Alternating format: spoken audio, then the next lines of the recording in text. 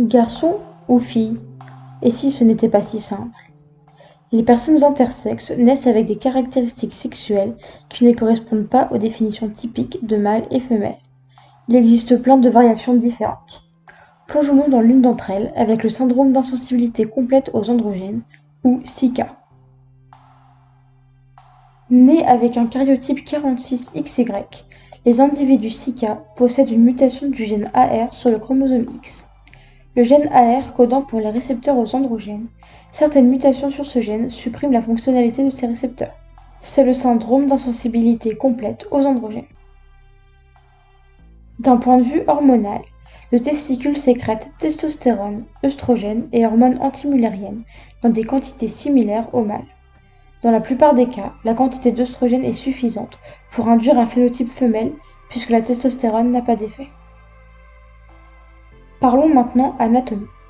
Chez l'embryon, les gonades se différencient en testicules mais restent au niveau de l'abdomen.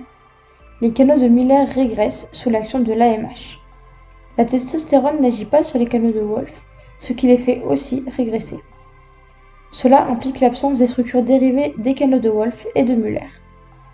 Les organes génitaux externes sont de type femelle. À la puberté, le taux d'œstrogène étant suffisant, les individus développent une puberté de type femelle avec notamment développement des seins et des hanches. N'ayant pas d'utérus, les règles sont absentes.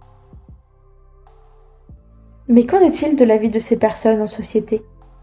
Elles sont prises en charge médicalement avec un diagnostic qui peut arriver de la naissance jusqu'à l'âge adulte. Cette prise en charge est chirurgicale et hormonale. Les chirurgies sont lourdes et apportent souvent des séquelles biologiques et psychologiques importantes. Plusieurs organismes, dont l'ONU, condamnent ces pratiques sur les enfants intersexes en tant que torture et mutilation sexuelle. Psychologiquement, il est difficile de se construire. Il existe un tabou sociétal autour de l'intersexuation. On conseille même aux parents de ne pas parler à leur enfant de cette différence. Cela peut engendrer sentiment de honte, perte de confiance en soi, exclusion sociale, voire troubles de stress post-traumatique liés aux traitements médicaux.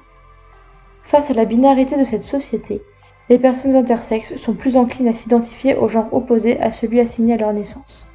Elles peuvent aussi s'identifier à une certaine neutralité de genre ou non-binarité. Leur insertion sociale est aussi freinée administrativement.